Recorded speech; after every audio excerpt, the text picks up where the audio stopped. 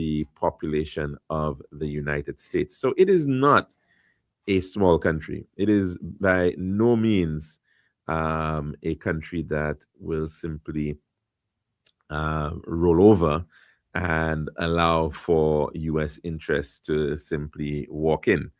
And in as much as one can say for quite some time, Iran has been somewhat isolated, has chosen to be isolated to some degree, but has also been isolated from a number of its neighbors. Uh, in part, the issues of religion have, to some degree, influenced that. The Iranians, primarily of the Shiite class of Islam, as opposed to the larger majority Sunnis, of course, which have came out of and centered around Saudi Arabia. So that has made them somewhat different. But even in instances where they have similarities, as in the case of Iraq, there too we've seen a very large Sunni population as well as a very large Kurdish population, both of which have mirrored similarities to that of Iran. They have also found themselves in war with Iraq over the years. And a lot of that, of course, has been because of efforts at trying to destabilize Iran. And so it has not had very many friends close by. And we can, in some respects, sort of see that panning out. And even places that thought that they were friends with Iran seem to now be questioning the kind of action that is going on. Qatar, for instance, facing that type of sentiment right about now. But of course, it is all part of the war effort at a time like this. The name of the game is disruption. The name of the game is to ensure that the world feels what the Iranian people are feeling. And it is a sort of a lashing out to effectively impact, have that economic impact, which would then hopefully bring people to the table, so to speak, in their estimation. They want to be able to have negotiating chips in the room, at the table. And effectively, this is what Iran is playing out right now.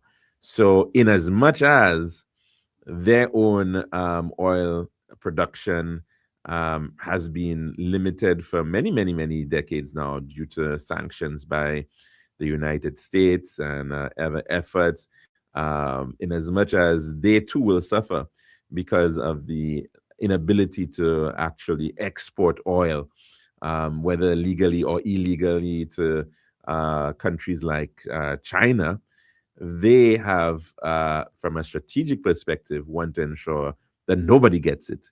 So if they're not going to be able to produce, nobody's going to be able to produce. And so that is what is effectively playing out in the Persian Gulf. And of course, with their most critical, what you would call geographic asset, that effective control of the Persian Gulf by virtue of this narrow body of water through which all these vessels have to be able to come out of, which effectively is hindering about a quarter of the global trade in oil and gas. And so a very, very calculated effort at this point in time. And of course, the United States seems to be deciding that they need to ramp up the efforts to be able to ensure that this impact is not something that drags on for very much longer. And so, of course, it therefore means, as what is being suggested, there may be a need to have force coming in on Iranian soil to be able to safeguard and to provide safe passage for these vessels. And so, of course, we are seeing and hearing about the mobilization of thousands of Marines and to be brought into this region.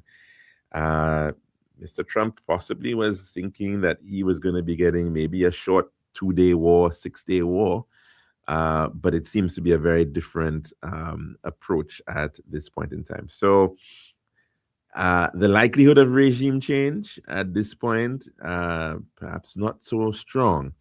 And of course, at this point, in fact, what appears to be the big challenge is how do we contain this contagion of oil prices getting out of hand. And so, of course, much effort at this time being placed by many countries which have indicated that they aren't going to be engaging in open warfare with the United States and Iran, but they want to be able to safeguard these maritime routes so as to allow for the return of the status quo in terms of oil and gas exports out of the Persian Gulf. So very, very interesting, of course, how that is all panning out. I think we do have a clip available from Sky News, and there, I think they've got a good gentleman, Mr. Former UK General Clark, Michael Clark, speaking on the matter of this, the latest aspects of the ongoing war, and in particular, what countries like France and the United Kingdom can, in fact, potentially be trying to achieve. Even Japan sending ships, I understand, into that region to be able to allow for the free flow of the Strait of Hormuz. So let's take in this piece at this time. Day 17 of the war, and of course we see the things we would expect to see at this stage, which is more attacks on both sides. The map changes every day, but it's a map that we can expect to continue in that vein for a while. More interesting at the moment is what is happening in the Strait of Hormuz, because this has now become a very hot issue and the politics of it are extremely delicate. Let's take the politics out of it for a moment and just think about the technical side. If any military was going to try to open the Strait of Hormuz, what would it need? Well, it would need three things. The first thing it would need is a series of air defense destroyers which could actually operate along the coastline, providing air defense against missiles or drones being fired from the Iranian side.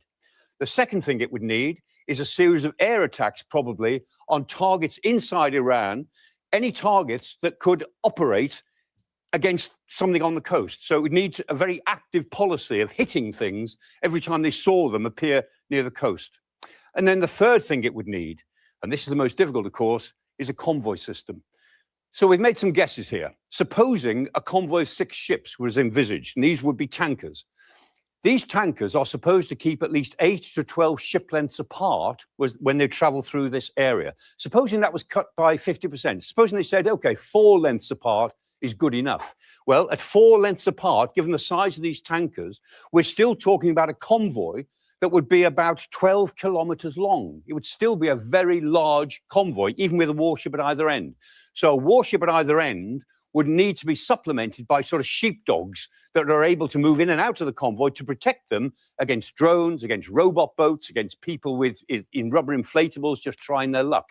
This would be a very large area to try to preserve. Now, of course, this is not to scale, but 12 kilometers of target traveling 600 miles right up to the Shatt al Arab waterway at the head of the Gulf is quite a long gauntlet to have to run. Are there any alternatives? Well, there is one clear alternative, which the Saudis thought about years ago when they faced this during the Iraq-Iran war in the 1980s. They built themselves a pipeline that goes from Abqaiq to Yanbu. And that pipeline is very efficient, but it won't take the amount of oil that still needs to be got out through the Gulf. And here is the problem. If they put tankers into the Red Sea, which they could, to load up at Yanbu, first of all, they've got to go out through this Bab el-Mandeb Strait at the foot of the Red Sea. And that area, of course, is threatened by the Houthis, who have said that we will attack shipping in that area. Now, they haven't done that yet, and we don't really know why they haven't done it, but that threat is still there. The other alternative is, of course, to go out through the Suez Canal. But the fact is, what is the depth permitted through the Suez Canal? In reality, it's 20 meters. And if you think about the big tankers that we're talking about, 20 meters is not enough. This is a very large crude carrier, a VLCC, and there are ultra large crude carriers, even bigger than this. And a very large crude carrier requires a depth of about 21 or 22 meters, and the ULCCs even more than that. So the fact is that the big tankers wouldn't be able to get out through Suez, and it would be dangerous for them to try to get out through the bottom or the southern part of the Red Sea. So there we are. The fact is an awful lot of oil is tied up in the Gulf at the moment. Getting it out through the Gulf itself, through the waterway, the Strait of Hormuz, is dangerous. Getting it out via the Red Sea using the Saudi pipeline is dangerous. That's where the war is for now, and that probably is what is going to circle back and affect the politics of the war in the next week or two. Right, and of course, perhaps the approach right there by Iran to give the United States a taste of its own medicine, a country that has effectively been under sanction for a very long time on the basis of the position that they are desirous of gaining nuclear capabilities. And of course, you would note that there are 5 countries that officially have nuclear missiles and warheads, and of course the likes of the United States and Russia, those legacy Cold War players, as well as China, the United Kingdom, and France. Those are the old guard out of World War II. Those are the countries that have these permanent seats at the United Nations Security Council that afford them the ability to veto anything that comes to that body. But there are other countries that do in fact have nuclear capabilities, and of course the likes of India, of course, one of them. They have had for especially given what has been occurring with the conflict between India and Pakistan, very old conflict there. Not a very large number of nuclear weapons, but certainly larger than even another country that has that of North Korea. And of course, the issue of India and Pakistan is primarily because they have had long-standing conflicts in respect of their borders, Jammu and Kashmir. Of course, India and Pakistan were once part of one country once upon a time, and of course, after independence, eventually split up into 3: India, Pakistan, and Bangladesh. Bangladesh being at one point considered East Pakistan, and so these 2 countries very importantly have been able to gain nuclear status. North Korea as well, the other interesting player in the mix, has had nuclear weapons, and but seems nobody's really interested in North Korea so much at this point in time, although given the fact that we're seeing the shifting of military assets out of Asia and into out of East Asia and into West Asia, into the Middle East region, as a result of this conflict, there have been some concerns in that region, and certainly from Korea, thinking about their own security. But for a very long time, the justification for this entire matter of keeping Iran under the lid has usually been about preventing Iran from getting a nuclear bomb, a nuclear weapon. And of course, much of that has been pushed by Israel, which itself is known to be a nuclear power. Of course, not officially, but they certainly have had the means to be able to have done so. And the belief is that they actually have done so for quite some time, since the 1960s, in part because Israel finds itself surrounded and finds itself within a territory that once belonged to Arabs, of course, the land of Palestine. And so, of course, it'd be rather interesting to find out who provided those nuclear weapons to Israel, but they certainly have had.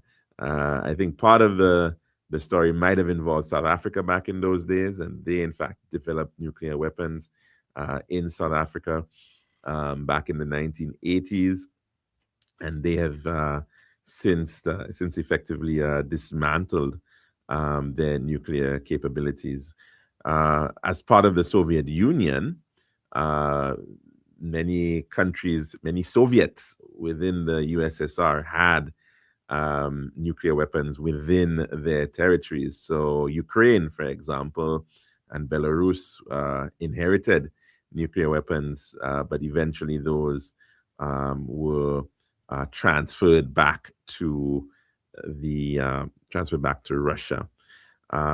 There are countries around the world that also host nuclear weapons for the United States, and that of course includes many European countries. And so, of course, remember, in terms of range and ability to strike out, that is something that has been considered. But for a very long time, that has been the justification, and that has been fed to the American population for quite some time, that there is this tremendous fear regarding Iran and nuclear weapons. Iran has always said that their position has been that they want nuclear technology for the purpose of gaining more secure power, more energy security for themselves. But many have not bought that argument. And of course, one can very well understand, given the fact that that Israel has nuclear weapons, Iran too would probably want to have nuclear weapons as well. And so this has been a very interesting state of play that has been going on for a pretty long time. And we've seen negotiations, we've seen treaties signed, and treaties broken over the years as well by the United States, getting themselves out of agreements with Iran. And of course, at the time when the Ayatollah Khomeini was in fact attacked, there were attempts at brokering a deal in respect of Iran. And that is exactly the time that the United States and Israel chose to, in fact, attack. Well, according to one individual within who was very much part of the structure of the U.S. security apparatus, that there was really no imminent threat by Iran in respect of this matter. And that is coming from Trump's counterterrorism chief, and his name is Joe Kent. And just to read a story coming out of the Independent, UK website and news source, the director of the National Counterterrorism Center has resigned from his post over President Donald Trump's decision to take the U.S. to war with Iran. Kent announced the move in a post on X, writing he could not, in good conscience, support the ongoing war in Iran because Iran posed, quote, no imminent threat to our nation. He added that it was clear that the U.S. war on Iran had been started, quote, due to pressure from Israel and its powerful American lobby, end quote. In an accompanying resignation letter addressed to Trump, Kent accused high-ranking Israeli officials and influential members of the American media of having deployed a misinformation campaign to undermine Trump's policies and encourage a war with Iran. He told Trump that an echo chamber had been used to deceive him into believing Iran had been an imminent threat to the U.S. and that attacking would lead to a clear path to a swift victory.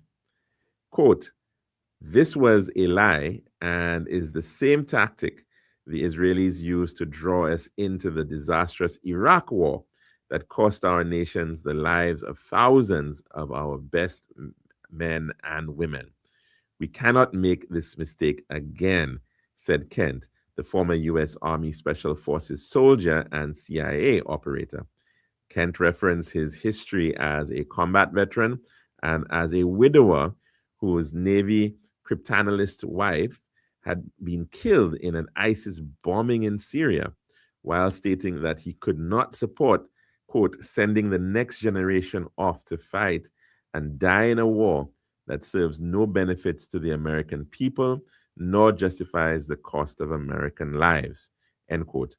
Though he did so with the use of further anti Semitic tropes by suggesting that the US and NATO campaign against ISIS had been manufactured by Israel.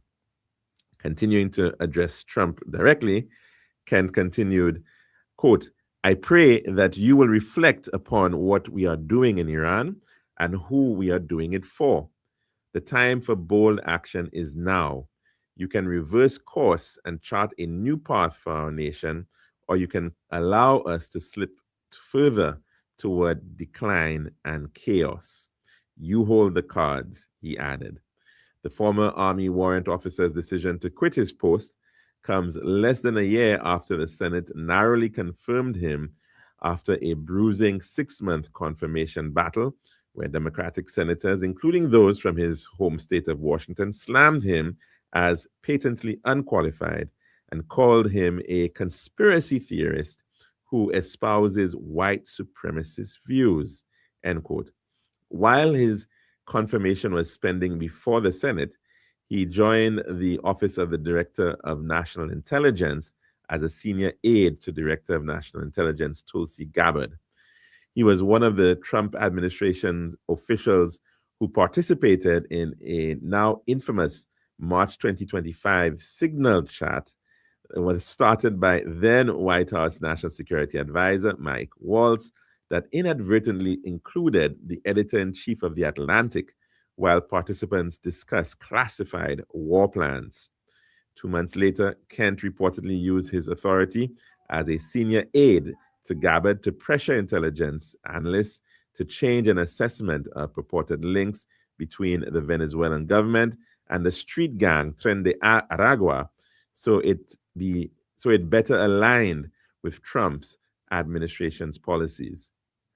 His time in the administration followed a stint as a foreign policy advisor to Trump's 2020 campaign and a 4-year span during which he ran 2 losing campaigns for a Washington congressional seat.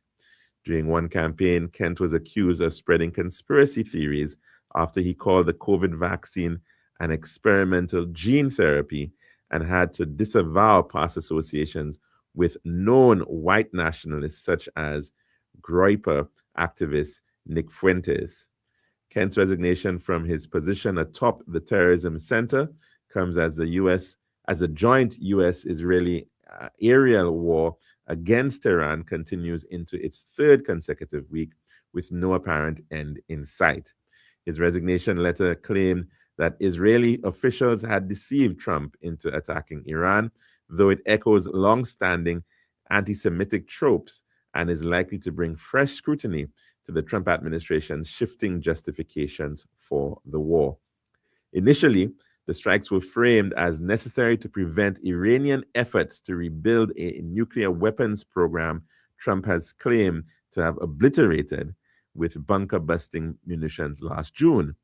Secretary of State Marco Rubio told reporters on March the 5th that the decision to attack was made to preemptively degrade Tehran's ability to retaliate against American bases after an attack by Israel. Rubio, who also serves as Trump's national security advisor, said at the time that the administration, quote, knew they were going to be an Israeli action that would precipitate an attack against American forces that would have been far more deadly if the U.S. did not preemptively go after them. But that same day, Trump contradicted Rubio's statements, during a media availability at the White House after he had asked if Israel had, quote, forced his hand with his own attack plans. Quote, based on the way that the negotiations was going, I think that they were going to attack first, and I didn't want that to happen, Trump said. Quote, so if anything, I might have forced Israel's hand, but Israel was ready and we were ready, end quote. He also told reporters it was, quote, that it was his opinion that they were going to attack first. They were going to attack if we didn't do it. They were going to attack first. I felt strongly about that, he said. The now former Trump loyalist's decision also highlights tensions within Trump's Make America Great Again movement over his decision to launch what could be a costly and long foreign entanglement after years of campaigning against involving America in new wars.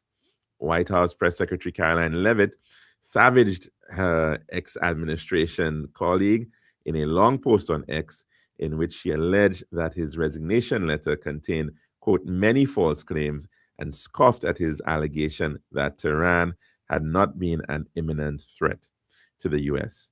She claimed Trump had, quote, had strong and compelling evidence that Iran was going to attack the United States first, compiled from many sources and factors, and stressed that the president, quote, would never make a decision to deploy military assets against a foreign adversary in a vacuum. The commander-in-chief determines what does and does not constitute a threat because he is the one constitutionally empowered to do so, and because the American people went to the ballot box and entrusted him and him alone to make such final judgments, Leavitt wrote. She also mocked Kent's absurd allegation that Trump had been misled by Israel or lobbied on Israel's behalf as, quote, insulting and laughable. Asked about Kent's decision to exit the administration during an appearance in the Oval Office alongside Irish Taoiseach Michael Martin, Trump called his former employee a nice guy who was, quote, very weak on security, despite having nominated him to lead a key institution in America's counterterrorism infrastructure. It's a good thing that he's out because he said that Iran was not a threat, he said. And that story coming from a UK newspaper, The Independent, online. That's our dish of the day. When we come back, we'll take in our weather report. This has been The Daily Dish.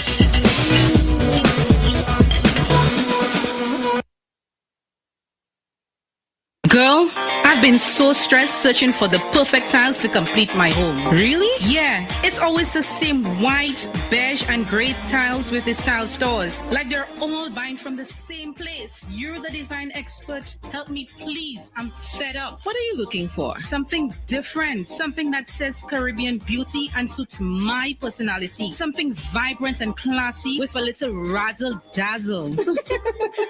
Okay, Ms. Razzle Dazzle, I know just the place. Island Style Tile and Bath, they're my #1 store for everything tile. And with their new In Living Color collection, you'll find the most gorgeous tiles to give you that splash of Caribbean flair you're looking for. That sounds perfect. I'll even take you myself and throw in a free design consultation. I'll never say no to that, sis. I can't afford you anyway. Visit our Island Style showrooms in Castries, Rodney Bay, and View Fort, or call 450-452 or 453 Tile. We'll help bring your vision to life in living color. This is Radio Caribbean International. It's now time for the weather news. And that's of course the 1.1. It's now time for your weather report as of 12 noon today, presented by Island Style Tile and Bath. The forecast for St. Lucia Valley for the next 24 hours, winds to be blowing from the east near 28 miles per hour or 44 kilometers per hour, with occasional gusts. The weather fair to partly cloudy and windy with a chance of a few showers. And there is an advisory in here which raises small craft operators and sea beavers that advise exercise extreme caution due to brisk winds and rough seas. The forecast for the Lesser Antilles, fair to partly cloudy and windy. A few light to moderate showers. And the weather summary, the Atlantic high pressure system will continue to generate brisk easterly winds and rough seas over and around the region during the next few days. Patches of low-level clouds drifting along the wind flow will produce a few showers over the islands during the forecast period. And this has been your weather forecast as of 12 p.m. today, presented by Island Style Talent Bath. This has been RCI's Weather News. For more information, call the Weather Hotline at 454-3452. RCI 101 number 1.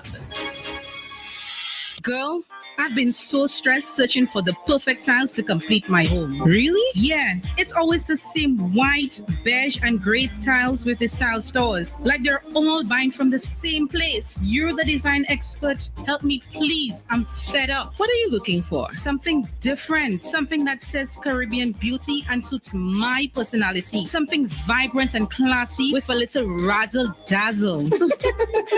Okay, Ms. Razzle Dazzle, I know just the place. Island Style Tile and Bath, they're my number one store for everything tile. And with their new In Living Color collection, you'll find the most gorgeous styles to give you that splash of Caribbean flair you're looking for. That sounds perfect. I'll even take you myself and throw in a free design consultation. I'll never say no to that, sis. I can't afford you anyway. Visit our Island Style showrooms in Castries, Rodney Bay, and View Fort, or call 450-452 or 453 Tile. We'll help bring your vision to life in living color.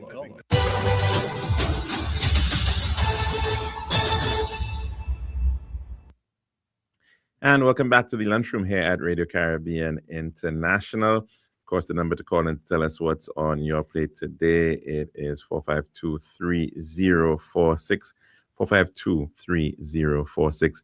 And we also have the option of our WhatsApp number, that is 284-6001.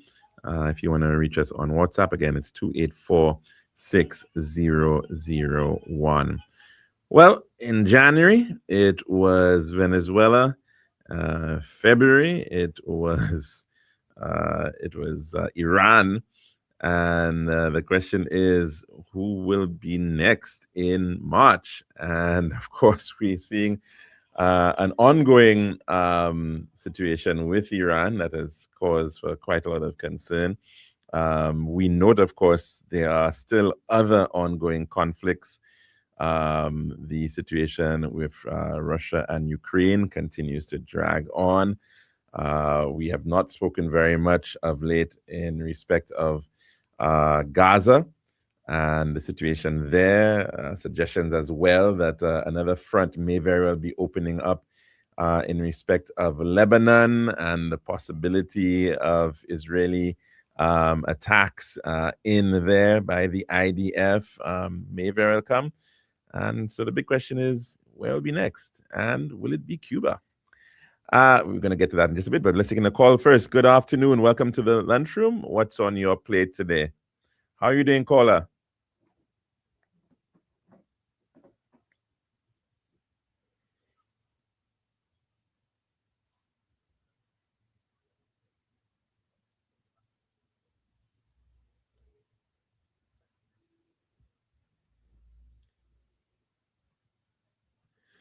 All right. That's what he said, and we're gonna play that in just a bit. we were just coming to that, in fact, caller, very much so, and we can very well see that Cuba has been a target for many years, and it's going to be interesting. Is he going to invade? Is he going to?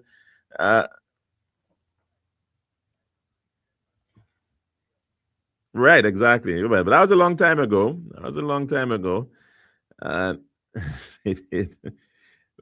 certainly did. But in that era, one could say you had a Russia that was very keen on its cooperation and presence in Cuba as a sort of as almost like a beachhead for potential attacks on the United States. And of course, we know about the Cuban Missile Crisis and all of so.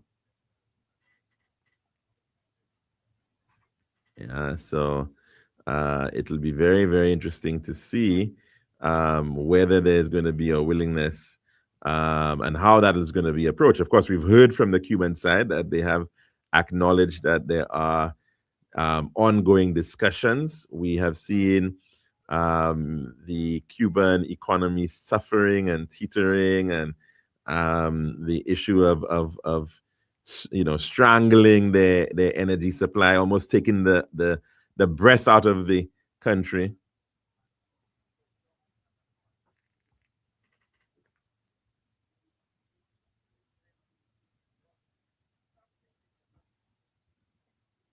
Yeah, and even right here in the Caribbean, even going after the Cuban medical programs. We're seeing what happened in Jamaica, in Guyana, a number of countries taking the decision to end their programs and to send back their medical brigades.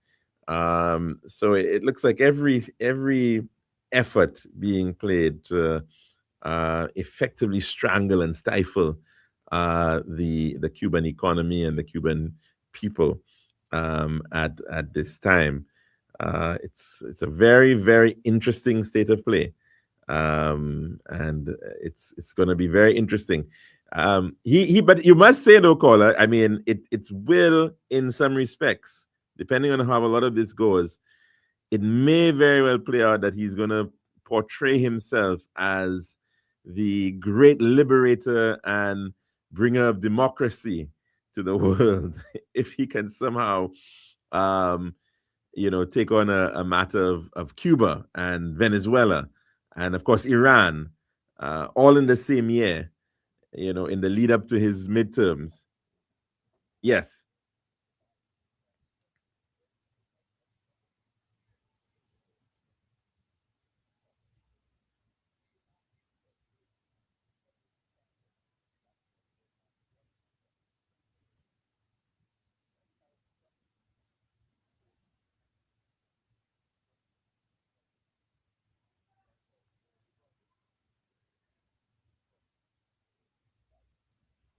Mm,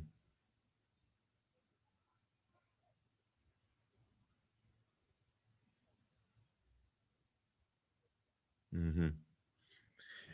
Well, we'll see. I mean, thus far we've certainly seen a number of countries back away from these direct conflicts. Certainly, in the case of France, they've deployed, I think, nearly the entire French navy heading out into the Mediterranean, heading towards the zone of conflict and the Strait of Hormuz, and it'll be very, very interesting to see whether if that conflict continues and if some of those countries end up being targeted as well, whether they might end up being dragged in to the conflict that is ongoing. So a lot of them are coming in and they're saying that they just want to be able to provide a defensive role, provide escorts for vessels, and to protect their own assets in the Middle East. But it can certainly develop to beyond that. So in the case of Cuba, very, very, very interesting. Whether in fact the likes of China and Russia will play a major role in potentially discouraging an outright invasion of Cuba again.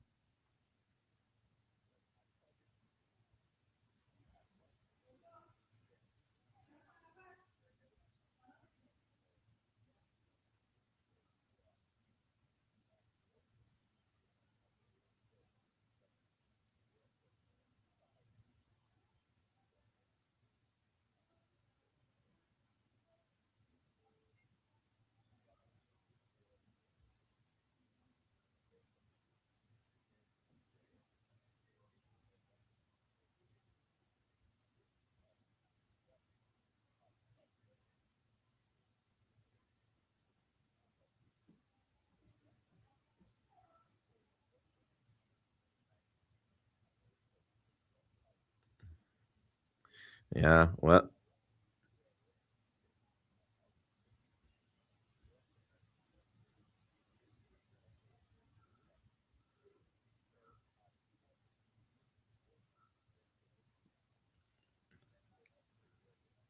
Yeah. Well, that's an important point. Yeah, yeah, yeah. Yes.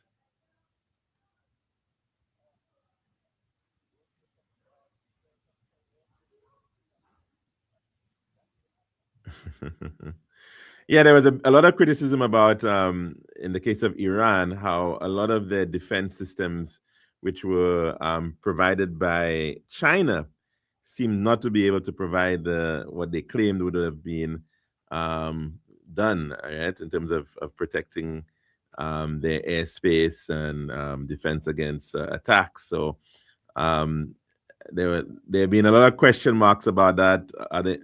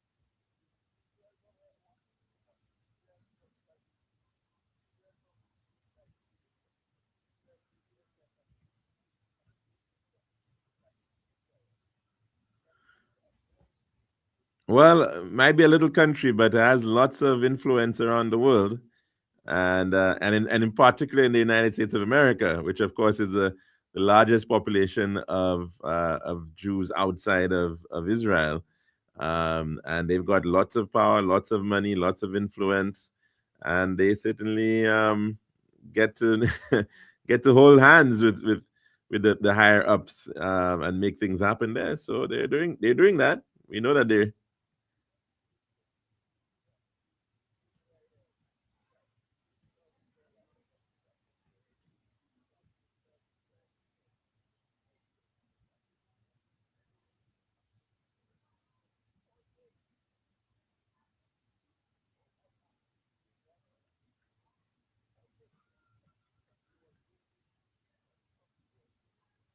Mm.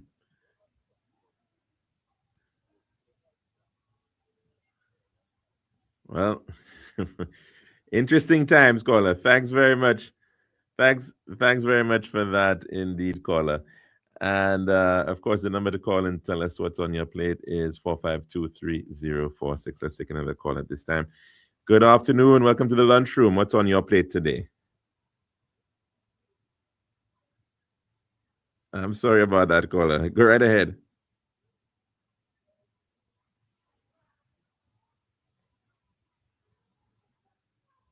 The fence, yes.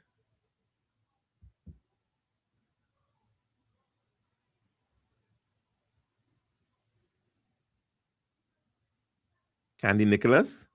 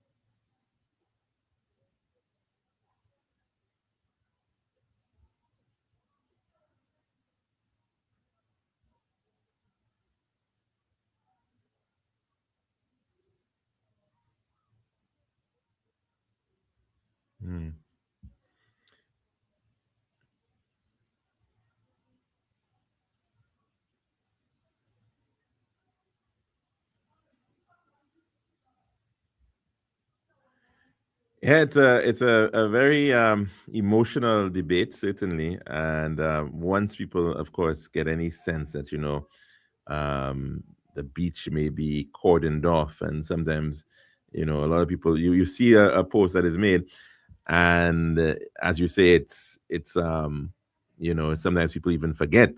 Now, in this instance, the I think the press release that had come out, which is this was like back in July, I think, of last year, did in fact indicate that they were cordoning off the southern section of Redby Beach because of the ongoing works, in respect of the creation of a beach park. And I think that was the rationale that had been given. And this beach park was being developed by the investor, the company that was doing the Isla Resort. I think that was done, but the beach park has not yet actually been commissioned now. But it said at the time that it was going to be 6 weeks. So it's now, I think, about almost 9 months. So I think it's also, there's an onus on the respective agencies to be able to communicate, because you see, communication is not a one-off. It's never a one-off thing. And you sometimes you've got to give project updates. You've got to give a sense of, well, this is what it is now. It's going to come soon. Please bear patience with us. It's taking longer than expected. Something, to that effect. So that definitely, that I think would have certainly been in order. So that persons might know, because people travel, they don't always be in the country. You might have come down, you were looking to go to the beach, you're going down to that area, and you're now coming and you're seeing a fence, and if there's not adequate signage on site, that's also another point too. Something to say, sorry for this inconvenience, work is ongoing for the purpose of doing such and such. So all of that has to be part of communicating effectively with the public, so that individuals know what is going on and know that their rights are not being enshrined. And if there's some, because sometimes you do have to experience some level of discomfort or inconvenience for the greater good, right? But and some may understand that for a short period of time. Okay, fine, that is understandable, right? So that striking that balance, I think, in terms of effective communication, is very important.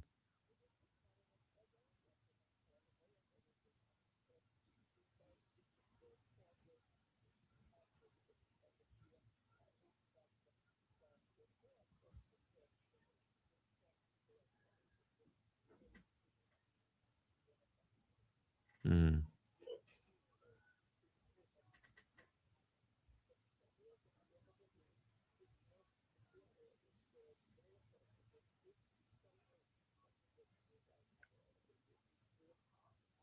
Well, there are a number of players. There's a developer. Yes. I think the release also came from Invest St. Lucia. In the first instance, they were very much part of the consultations towards this beach park and the facility that in as well, the hotel that is going on, the construction is ongoing right now there.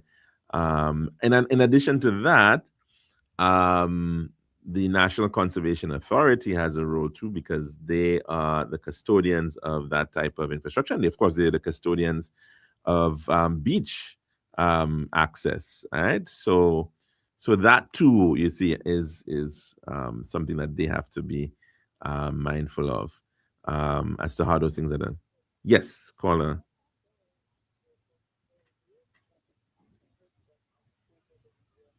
Yes.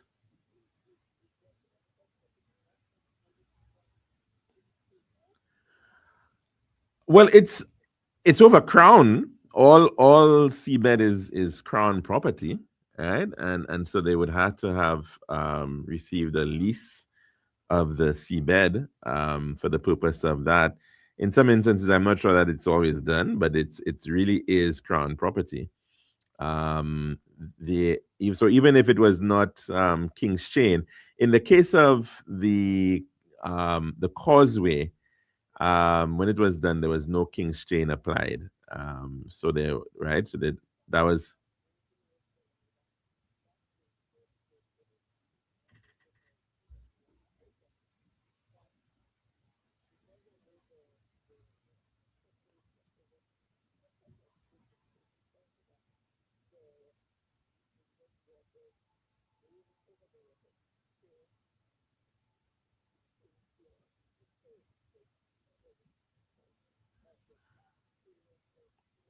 It's not really on the King's Chain, but it's on Crown property.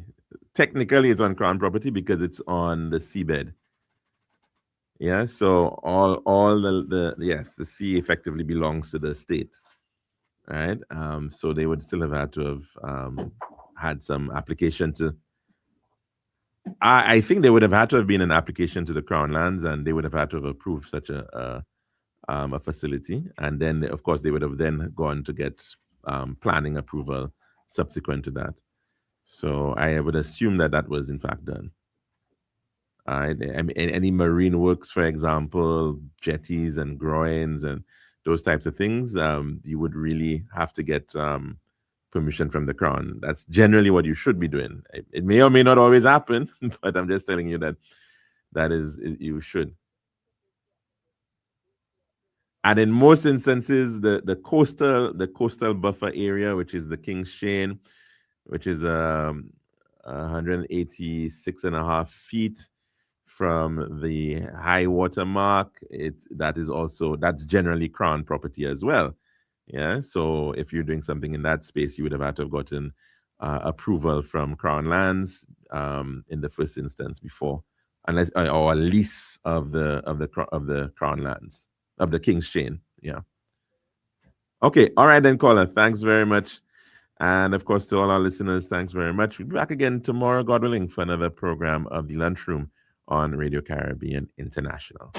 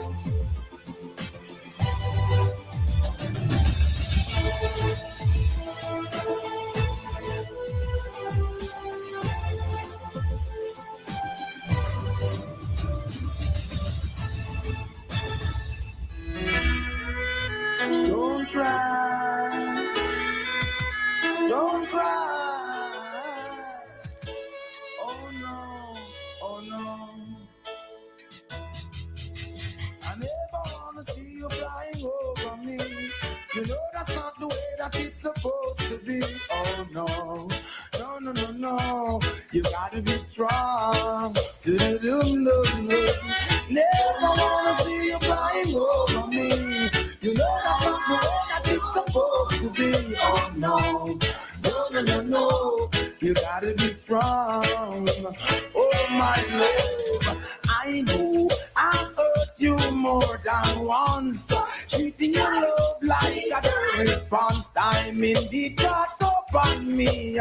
Trapped in your tears, please set me free. I plead. Maybe I took this life for granted, making you feel like you're not wanted. Ego got the best of me, chasing every beautiful woman I see. In the end, what's my reward?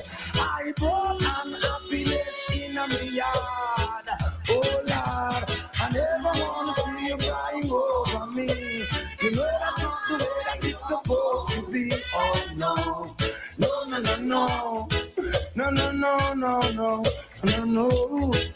I never wanna see you all over me.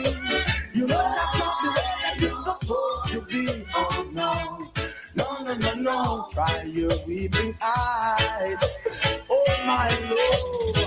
And this may sound just like a drama. Inside me there's a constant fire, burning my soul, saying, oh what a liar. You've hurt so much time, hurt no longer. But I'm a really true believer in love, trying my best to make it work. Show me a man who doesn't cheat nor flirt in this world, constantly attracted to girls. Yeah, yo. I never wanna see you crying over me. You know that's not the way that it's supposed to be. Oh no. Gotta be strong, yeah. I never wanna see you crying over me. You know that's not the way that it's supposed to be. Oh no.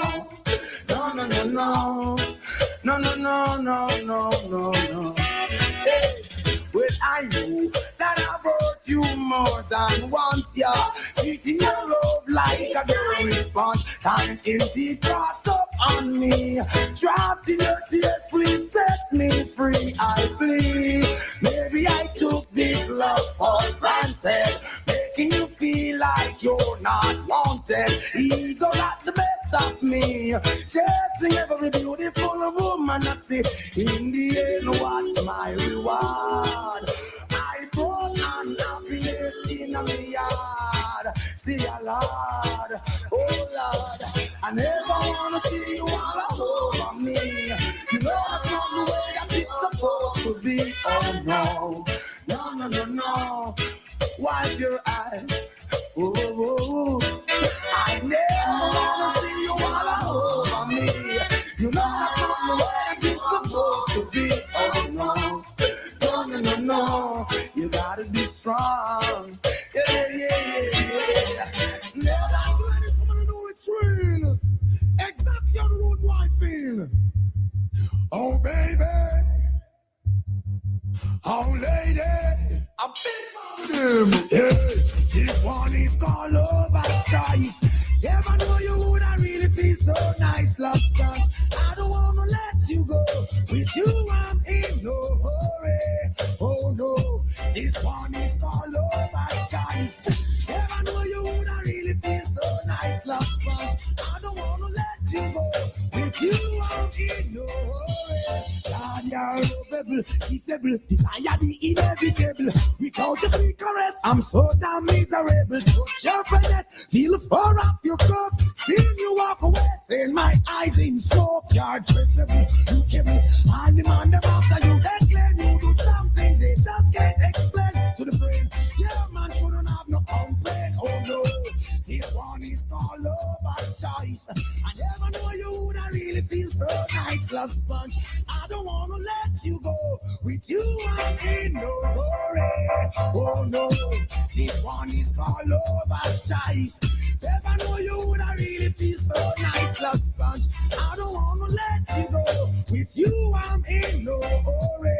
Hey, slow motion is the way for us to enjoy the day. Always taking time to listen what she got to say. She thinks I've been spending too much time on the beat. I try to make her understand that's we eat, darling. Don't quarrel with me. It hurts you too easily. Don't be messed up by silly tendency. No way. This one is called over choice. I never know you would. I really feel so nice, love sponge. I don't wanna let you go. With you, I'm in no hurry. Oh no, this one is called lover's choice. I never know should I really feel so nice, love sponge. I don't wanna let you go. With you, I'm in no hurry. She met her, can't forget about the oven and squeezing. I feel as if I'm upside down in this feeling. Confess this girl is the ultimate thing. What it means to be loved, need no asking. Swing, baby, swing while I continue. Sing your favorite song. Let's go dancing here. This one is called Lover's Choice. I never knew you would. I really feel so nice, love sponge. I don't want to let you go. With you, I'm in no hurry. Oh no, this one is called Lover's Choice. I never. 101 number 1. It's all about the music.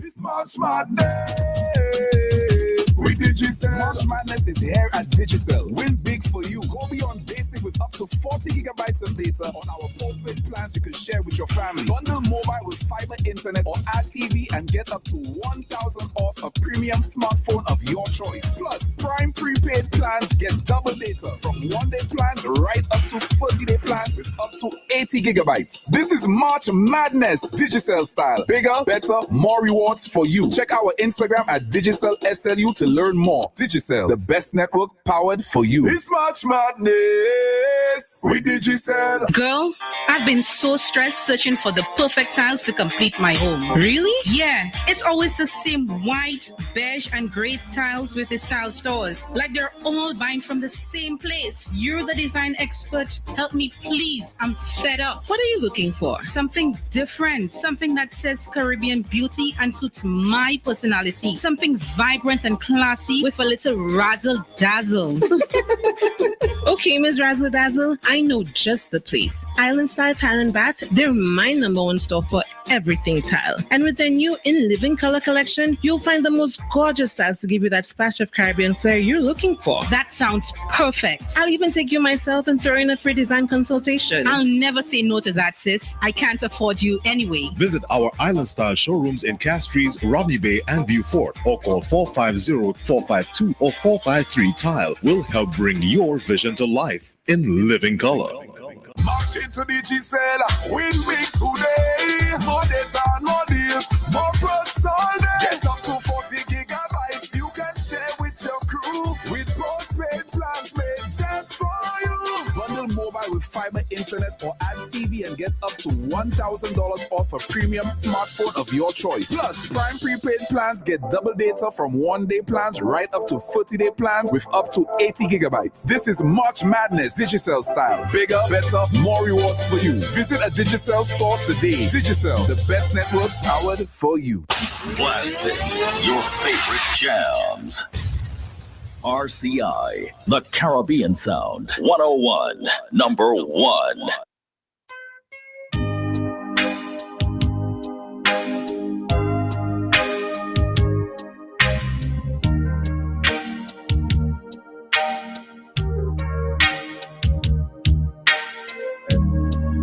Yay! Hold them there, hold them there. Let me just say good afternoon to each and everyone today. And thank you guys so much for tuning in to RCI 101.1 The Caribbean Sound. And we kick off the afternoon real nice, real good. Slow tempo. You know, just a little bit meds. Think about life. Think about decisions. Just think about everything, yeah. Just think. But don't overthink, right? Because anxiety is something that's critical. But that being said, welcome to the mix till 6 with your boy DJ Tikut alongside the selector. Select a quad, no kid. You know, I don't think they hear that properly. Play it again. Select a quad, no kid. Right. So we're taking things real nice and easy. And just let me remind you that we are in a sponsored segment for Digicel, the bigger, better network. And let me just advise you guys to know, just activate yourself a Prime bundle. stay connected with friends from both here and abroad. Pay your postpaid bills in full. And remember, Digital Plus, real fiber for home internet. Yeah? So in that being said, I'm gonna take you into the music. And we're gonna enjoy the vibe right now. This is the mix till 6. Selector Kwan, let's go.